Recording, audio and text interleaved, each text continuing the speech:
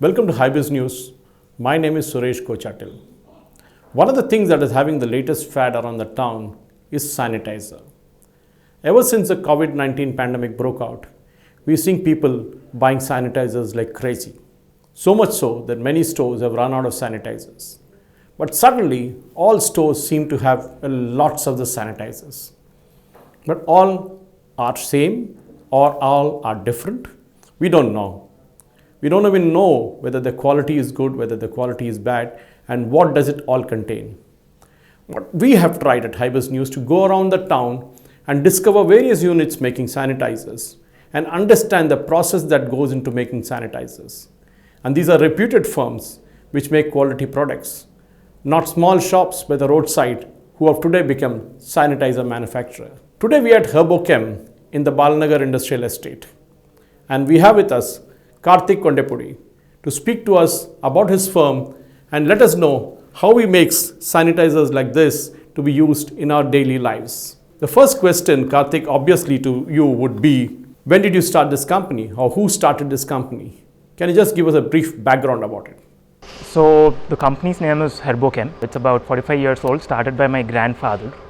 So I am the third generation right now. Currently we are making hand sanitizers, which is the need of the hour. We are marketing it under the name of Thirigi, which is a Telugu word which means to go back. So the concept is to go back to our roots. So we've been making these hand sanitizers since probably December or beginning of Jan. Our hand sanitizers are basically made using either isopropyl alcohol or ethyl alcohol. So the next question, Karthik, to you would be, we are seeing a whole lot of sanitizers flooding the market. Every shape, every size, every color. What really goes into making a sanitizer according to you? So yeah, there's obviously a lot of demand for these hand sanitizers right now. And also, the government has given out licenses to all the people to start making these sanitizers just to meet the demand which is there in the market. So usually your sanitizers is your basic, the base of the sanitizer is the alcohol, which actually kills the virus, and you need a minimum of at least, according to the WHO guidelines, you need a minimum of 75% of alcohol for any kind of virus to die. The problem in the market right now is, first thing is there is no enough alcohol when it comes to the minimum WHO guidelines. That is, there is no minimum 75% which has been maintained. The label might claim that it has 75%, but when you actually test it, it has less than 75%, which is again, it's of no use even if it is less than 75.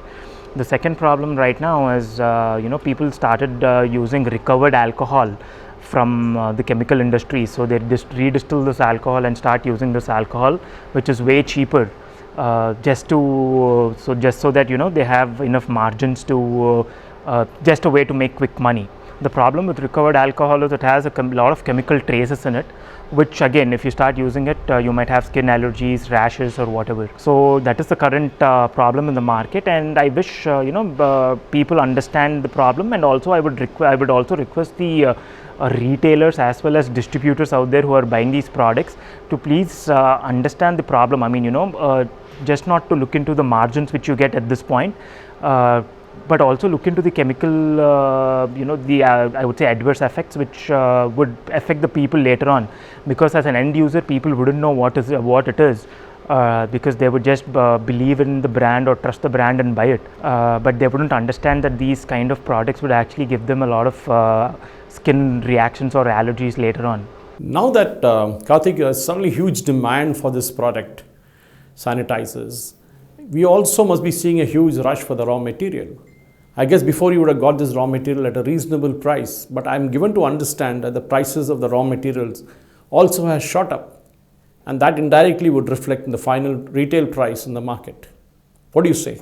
There is definitely, I don't think there's a shortage in raw material. What is happening right now is when you're, because there's an increase in demand, people are, it's a chance for them to make money. So all the raw material which is out there right now, the prices have doubled, and because of that, what is happening is people, it is definitely going to affect the final price.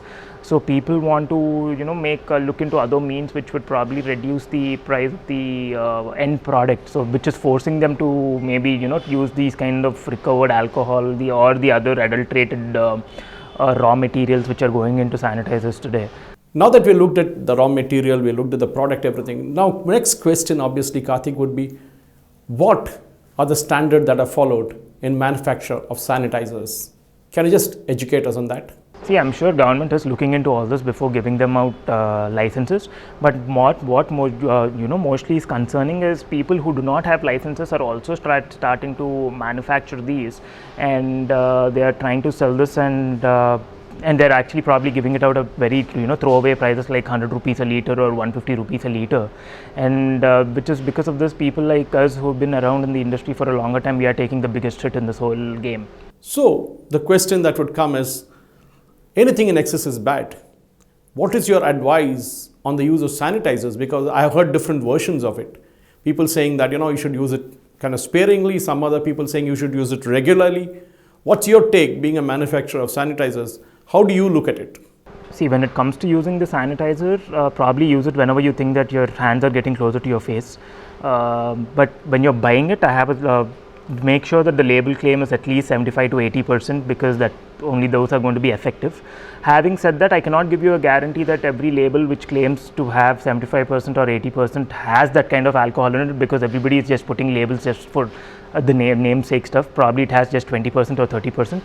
In that case, I really cannot do anything, because as an end user, you really don't know how to test it, and that is not even actually your job to get it tested, because you're the end user.